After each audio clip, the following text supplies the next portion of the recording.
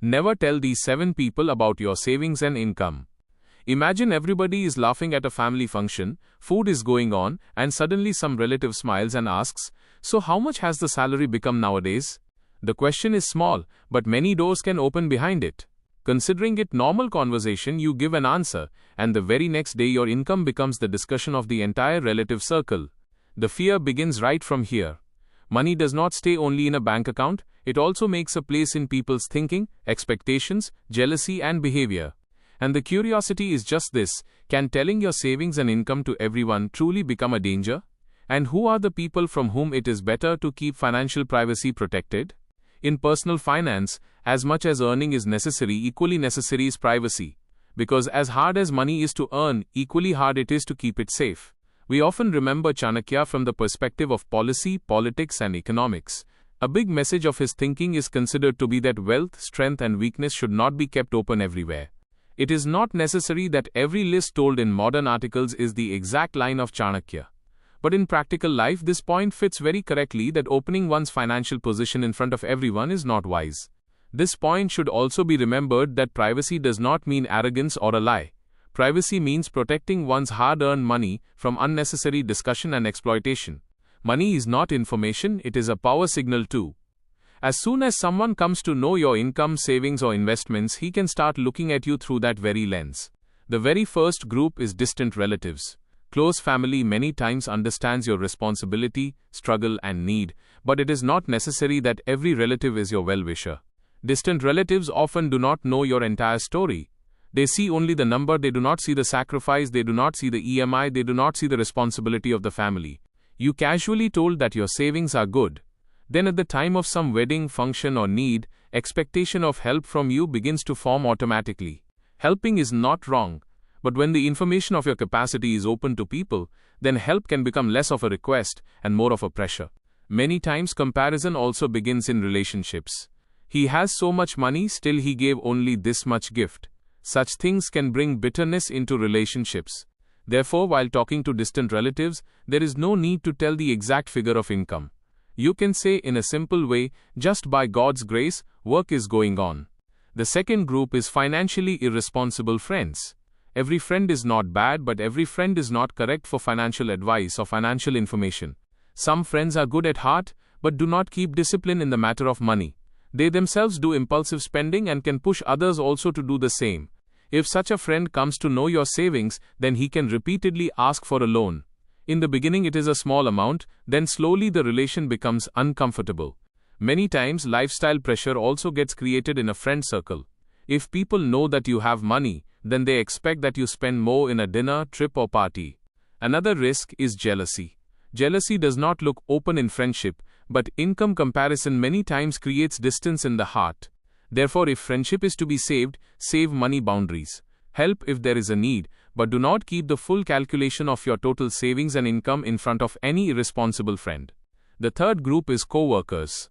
In the office, it is very necessary to keep a professional relationship professional only, because in the workplace, information becomes perception very quickly. Salary transparency can have its own value in its place, especially for fairness and negotiation. But telling your savings, investments and personal wealth to every co-worker is a different thing. If a co-worker comes to know that you have good savings, then he can judge your need and ambition in a wrong way. Someone might feel that you do not need an increment. Someone might feel that you are doing extra work because you want to earn more money. Some co-workers can also make borrowing requests. Then if you refuse, the awkwardness can reach up to the work atmosphere. In office politics, financial information can become a weapon. Therefore, show your hard work, skill and professionalism at the workplace, not the bank balance. The fourth group is acquaintances or casual friends. These are those people with whom you have a little acquaintance, but trust is not deep. Telling your income or savings to such people is the most unnecessary risk, because they have less context and more curiosity. You told your financial position to one person, and that same point can reach other people in a different version. Many times half information becomes a rumor. You said there is a little savings and people made it has accumulated a lot of money. A financial rumor can give unwanted attention to a person. People change their approach, expectations change, and privacy breaks. Therefore, keep financial discussion with acquaintances on a surface level. Talk on general investment, budgeting, or saving habits is fine, but personal numbers should remain private. The fifth group is neighbors. The relationship in the neighborhood should be good, but your financial position should not become the common knowledge of the locality. Neighbors already observe your daily lifestyle. Which car is there, what renovation happened in the house, which delivery comes, they see all of this. If along with this you also tell income and savings, then people start writing your full financial story according to themselves. Many times comparison runs silently in the neighborhood. Someone feels you spent more, someone feels you are sitting tightly saving money. Rumors also spread very quickly at a local level. One tea shop, one evening walk, and one casual conversation can finish your privacy. Stay friendly with neighbors, support in need, but do not let financial status become a public topic. Respect does not decrease from distance, it increases from boundaries. The sixth group is contractors, repair workers, and service providers. Whether you are getting a house built, getting renovation done, or getting some repair work done, do not tell your paying capacity openly. If the contractor comes to know beforehand that you have a big budget, then the quotation can increase unnecessarily. Service providers should know the requirement of work, not your savings. Explain to them material, quality, deadline and payment terms, not personal wealth. Many people say in conversation, "No worry about the budget, just do good work." This line many times takes expenses out of control. Clarity is necessary in professional dealing. How much work, which material, how much rate, when payment talk should be on these things. Telling financial status can decrease negotiation power. The opposite person can change pricing seeing your need and capacity. The seventh group is social media connections. In today's time, this can be the biggest and the most dangerous circle. Putting income, profit, bank balance, expensive purchases, and investment screenshots on social media looks like an achievement to many people. But this very information can become a signal for scammers, hackers, and fraudsters. They get to know which person to target. In digital fraud, criminals use emotional, technical, and social tricks. Seeing your lifestyle, they can make a trap of a fake investment, fake loan, or fake support call. RBI and cyber safety awareness say this repeatedly that password, OTP, PII, and banking details should not be shared with anyone. But only OTP is not the risk. Your income, assets, travel plans and luxury posts also indirectly increase your financial vulnerability. From financial bragging on social media, jealousy also increases and unwanted attention too. Some people will praise, some will compare, and some will look for an opportunity to take advantage. Therefore, in the online world, show only as much as is necessary. Every success story is real, even without a screenshot. Now the question is, with whom then to talk financial matters? Because complete secrecy is also not practical. Talk about your income and savings with those people who are legally, emotionally, or financially trusted. Like a spouse, financial advisor, tax consultant, or necessary family decision maker. But trust also does not mean blind sharing. The financial advisor should be certified and professional. Records with the tax consultant should be shared for official purposes. Financial transparency with the spouse is necessary in the house because family planning, loans, insurance, and emergency decisions are taken together. But making every conversation a financial confession in the outside world can cause harm. Giving the exact answer to every question is not necessary.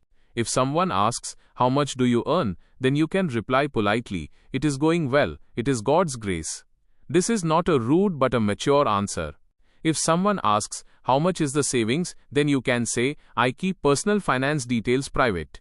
This also is completely normal. Financial privacy begins from language. You should know how to say no, without guilt, without a lie, and without spoiling the relationship.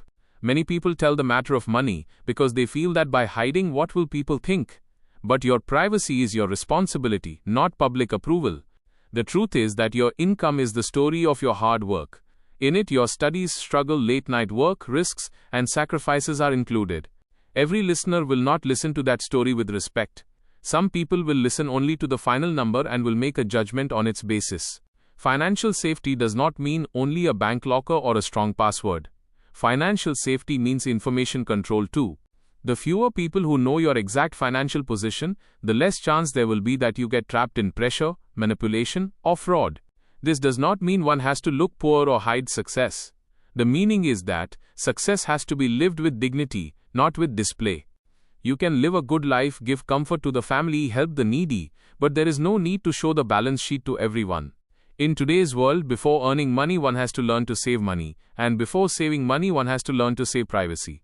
Because many times financial loss does not begin from some bad investment, it begins from giving the wrong information to the wrong person.